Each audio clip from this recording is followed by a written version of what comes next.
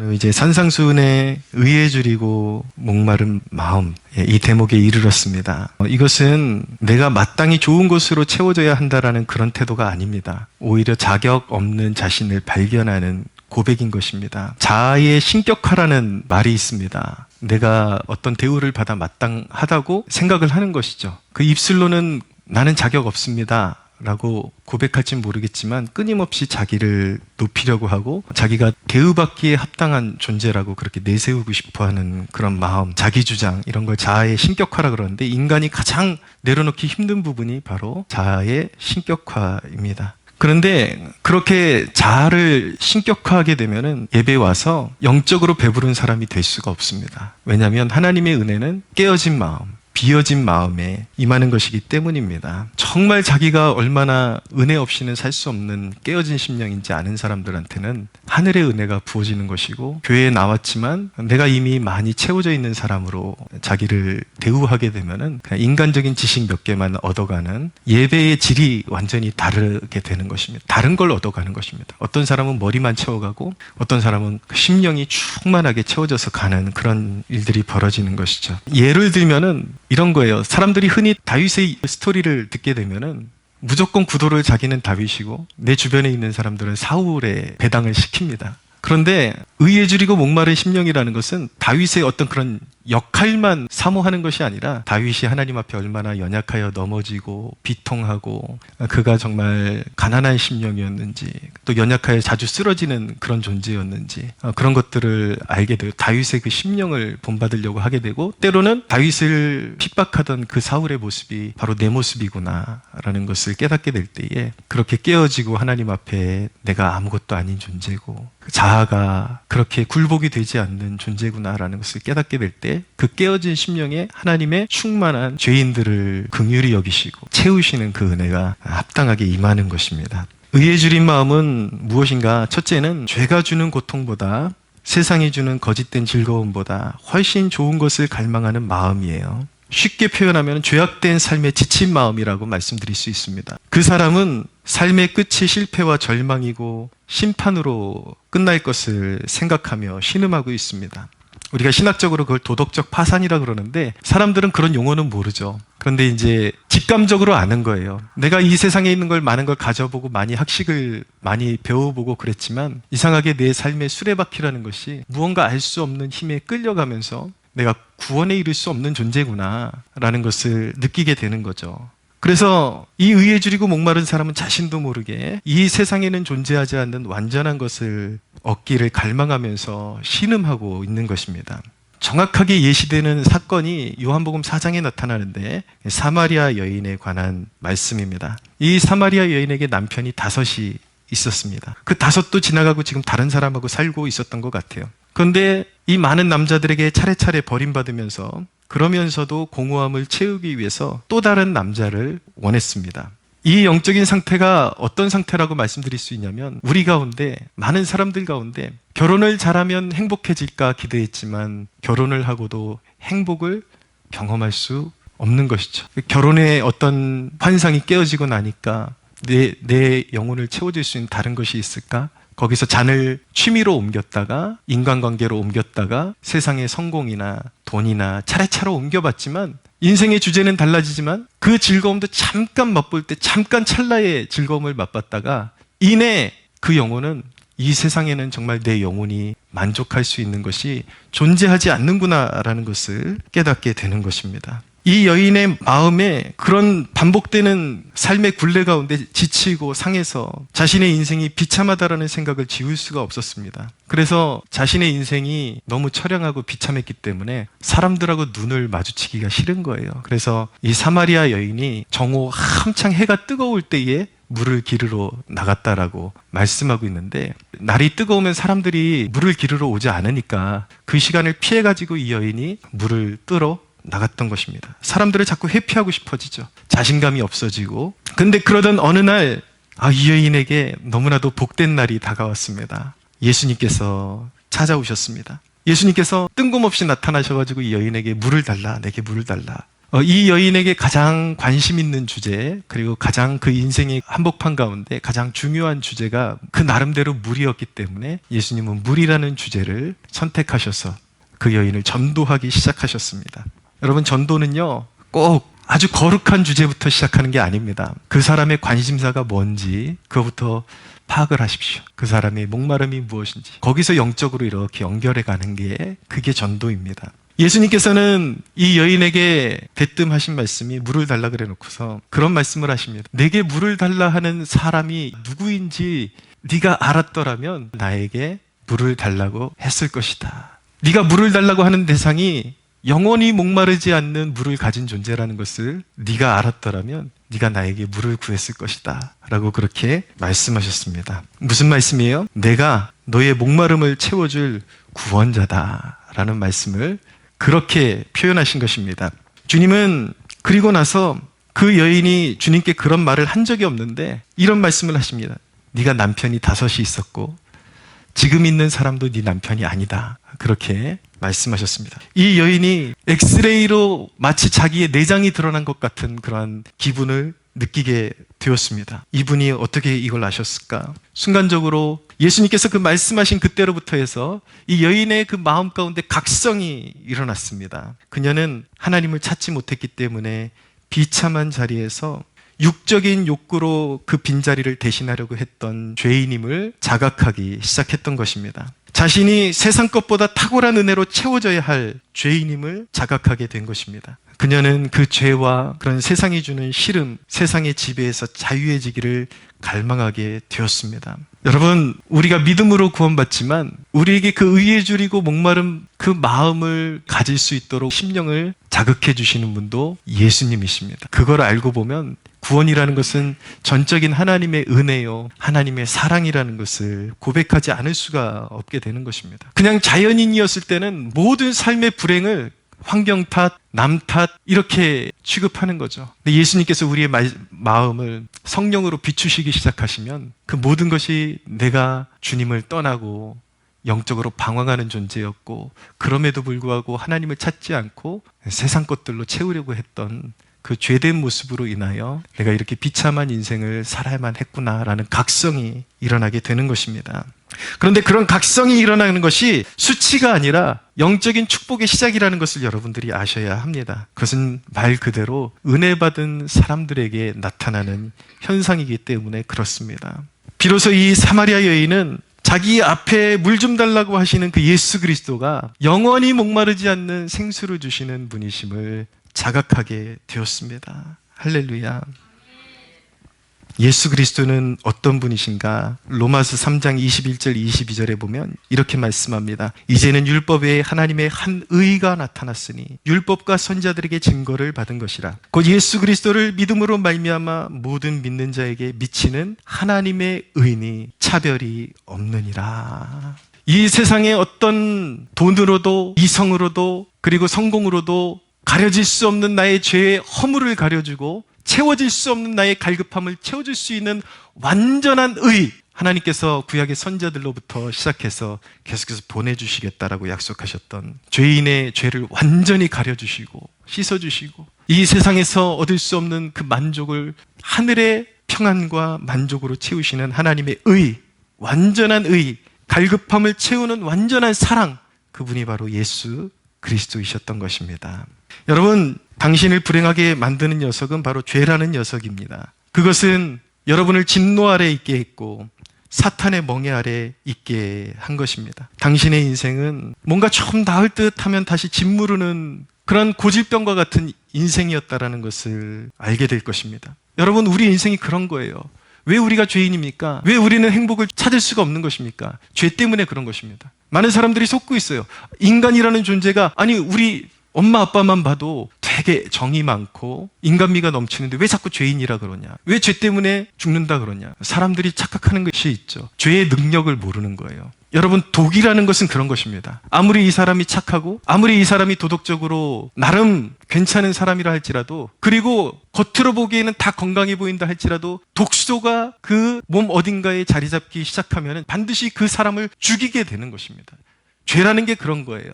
아무리 멀쩡해 보여도 모든 사람은 아담의 타락 이후로 죄라는 DNA를 안고 태어나기 때문에 불완전하다라는 것이죠. 그래서 착함으로 구원에 이를 수 없고 자기의 완전함으로 구원에 이를 수 없는 그런 상태에 빠져 있다라는 거예요. 그것이 바로 죄라는 것입니다. 원죄. 사람들이 그것을 잘 이해를 못하니까 왜 이렇게 착하게 사는데도 불구하고 우리 인생은 조금 일어서는 듯하다 또 불행해지고 또 불행해지고 그런 거지? 죄의 지배하에 있기 때문에 그런 것입니다. 죄의 지배하에 있는 동안에는 인간의 주인은 하나님이 아니라 사탄인 것입니다. 그러니까 자기가 원하지 않는 짓을 하면서 자꾸 살아요. 불행해지는 거죠. 그런데 의에 줄인 사람은 바로 자신의 인생이 그렇게 불행한 인생이라는 것, 죄의 지배하에 있기 때문에 내 영혼이 해방될 필요가 있다는 것을 느끼며 한탄해하는 것입니다. 그는 죄의 영향력에서 자유해지기를 갈망하며 비로소 그 죄의 영향력에서 자유해질 수 있는 길이 바로 십자가라는 것을 보게 되는 것입니다. 여러분, 십자가가 나의 죄를 위한 주님의 희생이요, 희생 제물이 되신 주님의 섬김과 희생이 보이십니까? 그것이 보이는 것이 인생이 맞이할 수 있는 가장 큰 축복임을 믿으시기를 바랍니다. 그 십자가가 보이지 않는다면 목이 마르지 않아서 그래요. 진짜 배고프지를 않아서 그래요. 아직까지도 자기 자신에게 배부르고 세상에 그냥 누추한 것들에 배부른 것이죠. 그 사람은 아직 고통이 끝날 때가 안 된 것입니다. 불행한 거예요, 사실은. 주님 앞에 의에 줄이고 목마른 자가 복이 있습니다.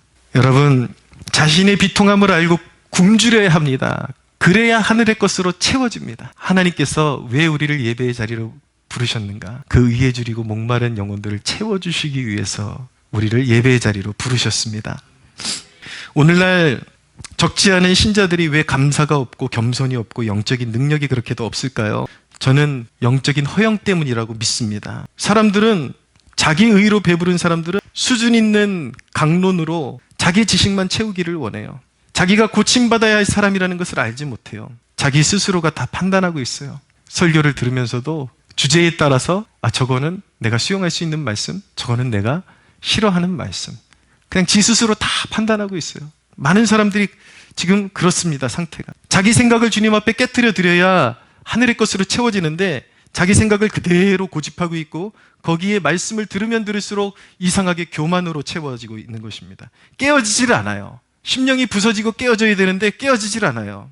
여러분을 지치게 만들고 병들게 하는 죄로부터 해방되기를 원하십니까? 하나님의 은혜의 확신, 그 죄인들을 채우시는 완전한 은혜 가운데 거하기를 원하십니까? 그것을 느끼는 사람이 복이 있습니다. 할렐루야. 의에 줄인 사람은 두 번째로 구원을 경험한 이후로도 더욱더욱 주님으로 채워지기를 갈망하는 마음입니다. 요한복음 7장 38절에 보면 나를 믿는 자는 그 배에서 생수의 강이 흘러넘치리라 라고 말씀하셨습니다. 이것은 무슨 말씀입니까? 우리가 예수님을 만난 이후에도 계속해서 그 은혜에 젖어야 한다라는 것을, 그래야 살아갈 수 있는 존재라는 것을 전제로 말씀하시는 거예요. 예수님을 만나면 지옥으로 떨어지는 궁극적인 원죄로부터는 해방되게 되는 것입니다. 그러나 의에 줄이고 목마른 사람은 예수님을 만난 이후에도 내 안에 죄성이 있음을 알게 되고 내 안에 험한 싸움이 있다는 것을 알게 됩니다. 그래서 하나님의 자녀는 구원받은 이후에도 내 안에 여전히 하나님을 거역하는 습관을 가지고 하나님의 마음을 근심케 하는 태도나 습관이 있다는 것을 발견하게 되면서 자신의 나약함을 알고 줄이고 목마른 사람이 하나님의 자녀인 것입니다. 그러나 그런 죄성과 싸우는 중에 선과 악을 알게 되고 영혼이 성장하게 되고 자녀다운 자녀로 변화되어 간다는 사실을 알게 된다면 자신의 그런 연약함이 여전히 남아있어서 애통하고 줄인 마음을 가질 수 있다는 그 자체가 또한 축복이라는 것을 알게 될 것입니다. 그 연약함이 있기 때문에 주님을 더 갈망하게 되는 거예요. 우리가 스스로 만족한다면 주님을 찾지 않겠죠. 하나님은 지혜로우셔서 우리 안에 여전히 해결함 받아야 되는 연약함이나 죄의 그런 근성들을 남겨두셔서 오히려 그런 것을 통해서 우리가 더 하나님께로 가까이 나오고 하나님 없이는 살 수 없는 존재임을 더 깨닫게 하시는 것입니다. 여러분들의 연약함이 있습니까? 여러분 두려워하지 마십시오. 그래서 계속해서 씻어주시고 강건케 하시는 주님의 은혜가 여전히 여러분들을 기다리고 있습니다. 할렐루야. 여러분들이 구원받은 이후에도, 우리가 구원받은 이후에도 우리는 여전히 은혜가 필요합니다. 찬양 가사 중에 그런 찬양이 있잖아요. 의에 줄이고 목이 마르니 성령의 기름 부으소서. 성령이 주시는 은혜가 무엇입니까? 성령께서 우리가 하나님을 갈망할 때에, 예배할 때에 우리 마음 가운데 오셔서 성령께서는 우리의 마음을 만져주시고 굳은 마음을 녹이시고 그리스도의 보혈로 씻어주시고 회개케 하시고 영혼의 새 힘을 주시고 결정적으로 우리 마음에 순종의 마음을 부어주셔서 우리의 주린 마음을 채워주시는 것이죠. 이러한 성령의 은혜의 근거가 어디 있습니까? 바로 그것이 십자가의 은혜에 있는 것입니다. 주님께서 우리를 위해서 우리의 죄값을 십자가에서 다 청산해 주셨기 때문에 우리가 주님을 갈망할 때에 그 은혜가 우리 가운데 성령으로 말미암아 늘 흘러 넘치는 것입니다. 믿으십시오. 의에 줄이고 목마른 사람은 인간의 것을 버리고 점점 더 주님의 것으로 채워지며 주님 닮아가기를 소원하는 사람이 의에 줄이고 목마른 사람입니다. 때때로 우리 혈기 때문에 깜짝깜짝 놀라고 후회할 때 있잖아요. 막 승질 부리고 그리고 막 거룩하게 살고 싶은데 이상하게 거룩하게 살고 싶으면 더 음탕한 내 마음 느껴지고 그 깨달을 때마다 막 소름 끼치기도 하고. 근데 여러분 진정하십시오. 두려워하지 마십시오. 인간이란 원래 그런 존재입니다. 그 죄성이 괜찮다라는 게 아니에요. 그것은 하나님을 슬프게 하는 것이고 근심하게 하는 것이지만 주님이 우리를 도와주십니다. 할렐루야. 네. 그냥 숨김이 없이 주님께 나가면 되는 거예요. 주님, 내가 이 죄로 말미암아 내가 탄식하고 있습니다. 여전히 나의 부족함을 보고 있습니다. 저는 주님의 은혜 없이는, 주님의 은혜가 멈추는 그 순간 내 마음이 얼마나 빠른 속도로 가시덤불로 변하고 세상에 추하고 더러운 사람과 별반 다를 것 없는 그런 존재로 내가 변하는지. 주님, 저는 주님 없이는 살 수 없습니다. 내 갈급함 채워주십시오. 주님이 내 마음을 채워주실 때만 내 마음은 거룩해지고 주님의 임재의 처소가 되고 늘 거룩한 것을 생각하며 살 수 있습니다 라는 고백으로 나아갈 때 주님께서 그 사모하는 심령을 만족해 하시는 은혜가 우리에게 임하는 것입니다. 예전에 제가 개척교회 목사님들은 늘 경험할 수 있는 상황이에요. 이곳에 이사 왔는데 재정이 채워지질 않아가지고 큰 마트에 일하러 나갔던 적이 있습니다. 근데 그것이 제게 복이 되어서 제가 왜 하나님의 자녀일 수밖에 없는지를 새삼 깨닫고 돌아왔어요. 매장에서 늘 쾅쾅쾅쾅 울리는 세상 음악을 틀어주는데 가사 내용을 잘 들어보면 하나같이 음란하고 또 요즘은 되게 이렇게 노골적이잖아요. 그 쌍욕을 막 그 가사에다가 섞어가지고 막 그대로 그냥 여과 없이 나오고 음악에서 쌍욕 나와요. 그리고 거기서 일하는 사람들, 우리 젊은이들 입이 되게 거칠어요.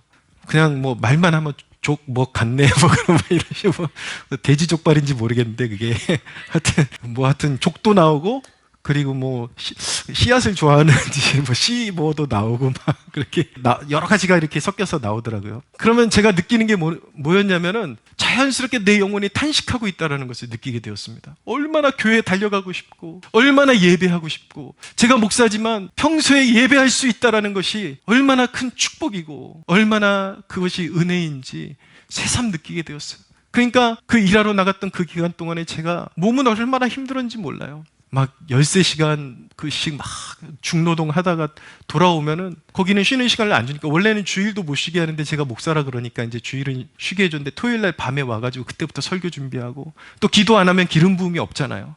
기도 축하하고 하고 이제 막 피곤한 몸 일으켜가지고 아침에 또 일어나고 기도하고 강단에 서서 예배하는데 너무 은혜로운 거예요. 내 몸이 죽게 생겼어도 내 영혼이 채워진다라는 것이 얼마나 귀하고 얼마나 은혜로운 것인지 제가 세상의 한복판에 나가보니까 알겠더라고요. 여러분 그런 마음 있으십니까? 세상에서 있다 보면 사람들하고 부딪히다 보면 지치고 상하잖아요. 하나님의 자녀들은 그 지치고 상했을 때에 세상 것으로 체험을 받기를 원하는 사람들이 아니라 속히 주님 앞에 와서 그 생수를 헐떡이는 마음으로 생수를 구하는 심령을 가진 사람이 하나님의 자녀입니다. 여러분들에게 그런 마음이 충만하게 일어나기를 축복합니다. 여러분 이 마지막 시대에 세상에 소망을 주는 사람이 누구입니까? 의에 줄이고 목마른 사람입니다. 세상이 부패하고 하나님을 거역하고 멀쩡한 인간들이 마치 짐승처럼 변해가는 그 시대 가운데 하나님의 의에 줄이고 목마른 그런 심령을 가진 사람이 세상을 변화시킬 수 있는 도구가 되는 것입니다.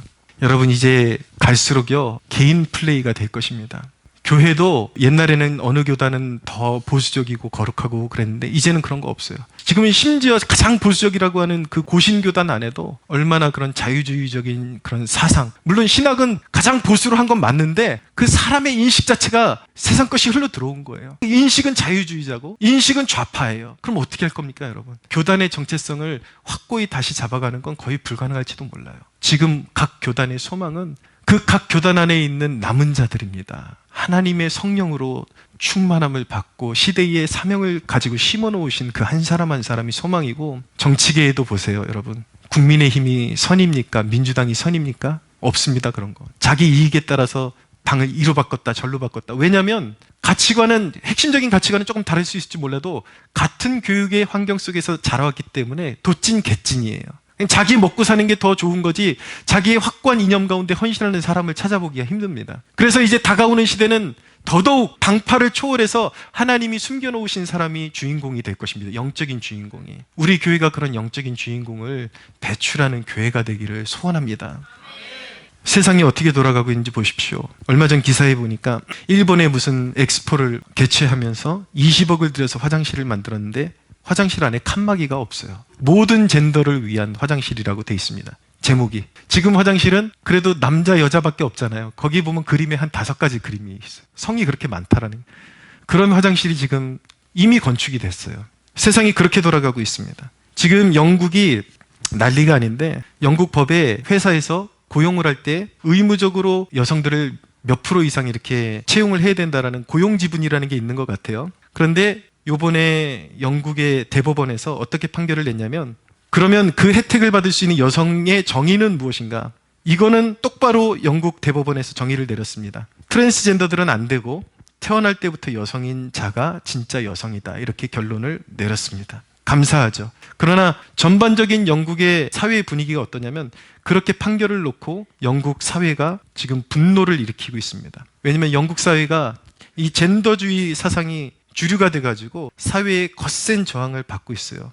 드리고 싶은 말씀은 무엇이냐면, 시대는 거스를 수가 없어요. 시대는 점점 악해지게 돼 있어요. 시대는 점점 리버럴해지게 돼 있어요. 좌파가 득세하게 되어 있어요. 그거는 하나님께서 어쩌면 허락하시고 정하신 역사의 수순일 수 있어요. 왜냐하면 악인들을 확고하게 심판하시기 위한 하나님의 뜻인 것입니다. 그러나 여러분, 이번에 영국의 사례가 보여준 것처럼 그 하나님을 대적하는 그 사상을 막아설 수 있는 사람은 어느 당 그런 것이 아니라 하나님의 창조 질서에 복종하는 한 개인입니다. 그 사람이 판결을 내리는 그 법관의 위치에 있으면 그렇게 판결이 나는 것입니다. 그래서 우리는 갈수록 어떤 생각을 가져야 되냐면, 정파에 매이는 사상이 아니라 한 사람 한 사람이 누구 어디에 내보내든지 그런 사람을 심어줄 수 있는 교회가 되기를 소원해야 하는 것입니다. 한 사람 한 사람이 어두운 시대 가운데 진정 그리스도인이라는 정체성을 가지고 이 세상이 악으로 치닫는 것에 대한 의회주린 마음, 굶주린 마음을 가지고 오직 하나님을 위해서 헌신된 그 마음을 소유한 그 사람이 바로 미래의 소망임을 믿으시기를 바랍니다. 여러분들이 그런 미래의 소망으로 자리 잡게 되는 축복이 있게 되기를 바랍니다. 근데 영국 언론이 영국 사회가 왜 이렇게 되었느냐? 지금 영국의 교육부 장관격의 인물이 누가 되었냐면 무슬림이 됐습니다. 그래서 학교에서 기도하는 거 금지하고, 심지어는 침묵 기도했는데도 경찰에 잡혀가는 일들이 영국에서 지금 벌어지고 있습니다. 우리 그리스도인들이 이 시대의 흐름을 간과해서는 안 돼. 잘 읽고 있어야 돼요. 우리는 그런 세상을 원하지 않지만 안타깝게도 세상은 계속해서 그런 흐름으로 가고 있습니다. 마음의 각오를 하고 있어야 돼요. 그래서 우리 한 사람 한 사람이 이 세상에 저항할 수 있고, 소금이라는 역할이 뭐냐면, 세상은 여러분 계속 썩어갈 거예요. 그거는 심판으로 치닫고 종말로 치닫는 인류의 역사에 정해진 수순입니다. 그러나 그 와중에도 하나님께서 그리스도인으로 하여금 너희는 세상의 소금이다라고 말씀하신 것은, 소금이 완전히 그 세상을 갈아엎지는 못해요. 소금의 역할은 무엇이냐면 부패를 방지하는 것입니다. 방부제 역할을 하는 거예요. 우리의 역할은 무엇이냐면 주님 오실 때까지 최소한 우리 곁에 있는 사람들만큼이라도 그 악으로 치닫는 것을 우리가 막아서는 역할을 우리에게 부여하신 것입니다. 할렐루야. 그러나 교회의 소망은 우리가 할 수 있는 한, 우리 한 사람 한 사람이 너무 귀하지만 이 땅에 더 많은, 한 사람이라도 더 많은 청년들에게 예수의 사상, 복음의 사상을 심어주는 역할과 사명을 감당하기를 우리는 소원해야 하는 것입니다. 그런 사람이 정치, 경제, 사회, 문화, 예술 곳곳으로 나아가서 방부제 역할을 해야 합니다. 이 세상을 바로잡는 역할을 해 나가야 합니다. 오직 그 역할은 참된 의에 줄이고 목마른 하나님의 자녀들만이 감당할 수 있음을 믿으시기를 바랍니다. 세 번째 메시지는 의에 줄이고 목마른 사람은 체험을 받습니다. 여러분, 반드시 의에 줄인 사람은 좋은 것으로 체험을 받습니다. 구원을 받습니다. 할렐루야. 오늘 배운 것을 여러분들에게 좀 개념적으로 정리해 줄 필요도 있을 것 같아요. 모든 공허와 좌절의 원인이 죄 때문임을 깨닫고 예수만이 구원자이심을 믿는 자는 주님의 완전한 의로 체험을 받습니다. 이것을 우리가 칭의라고 합니다. 이것이 구원받은 것, 하나님께 칭의를 받으면 구원을 받은 것입니다. 예수님이 나의 구원자시면 여러분들은 칭의를 받은 것입니다. 완전한 의로 이미 체험을 받은 것입니다. 믿으십시오. 그런데 거기가 끝이 아니에요. 나아가서 구원받은 사람은 자신의 안에 남은 죄성과 싸우면서 인간적인 것을 더 버리기를 원하고 점점 더 주님을 알기 원하고 더 닮아가기를 원하는 것입니다. 그것이 바로 영적인 성품의 성장을 말하는 것입니다. 쉽게 개념 정리를 해드릴게요. 하나님께서 썩어 죽을 우리에게 죄인이라는 정체성을 우리를 예수님 안에서 바꾸셔서 완전한 의를 우리에게 입혀주셨어요. 그래서 우리는 여전히 죄성이 있고 죄인이지만 완전한 의인이라는 칭호를 우리에게 부여하신 것입니다. 믿으십시오. 그러나 우리의 실제는 그렇지 못해요. 그래서 예수 그리스도의 의를 입혀주신 그 의에 우리가 점점 합당하게 열매 맺어 가는 그 과정도 의라고 말하는 것입니다. 의를 추구하는 삶, 점점점 의로워지는 삶, 의화, 이렇게 우리가 말하는 것입니다. 우리가 예수님의 완전한 의로 체험을 받은 사람이라면 우리는 점점 더 의를 추구하는 사람이 되어야 하는 것입니다. 할렐루야. 그렇잖아요. 완전 썩을 열매였는데 예수님으로 말미암아 극상품 사과라는 정체성을 줬어요. 근데 극상품 사과라는 정체성을 줬으면 우리가 거름을 부지런히 받아먹고 그렇게 자라나야 되는 거죠. 근데 극상품 사과라는 칭호를 줬는데 점점 자라나는 걸 보니까 이게 무슨 썩은 열매가 여기서 맺혀지고 있다면 그거는 가짜이겠죠. 우리에게 주신 의인이라는 칭호, 우리는 본래 죄인이지만 그리스도로 옷 입혀주신 그 의를 우리는 너무나도 소중히 여기고 우리와 같은 죄인을 의인이라고 불러주셨으니까 정말 그 의인의 합당한 삶으로 점점 변화되기를 갈망하는 것, 그것이 바로 의를 추구하는 삶이요. 그것을 갈망하는 자들에게 하나님께서는 의를 입혀주시고 의로운 삶으로 변화시켜 주십니다. 할렐루야. 이제 말씀을 정리하겠습니다. 사랑하는 여러분, 예수님이 십자가를 지심으로 우리의 죄를 도말하셨고 예수님이 부활하심으로 스스로 완전히 의로우심을 선언하셨고 줄이고 목마른 우리에게 자신의 의를 선사해 주신 것입니다. 오늘 부활주일이죠. 부활의 주님께 감사합시다.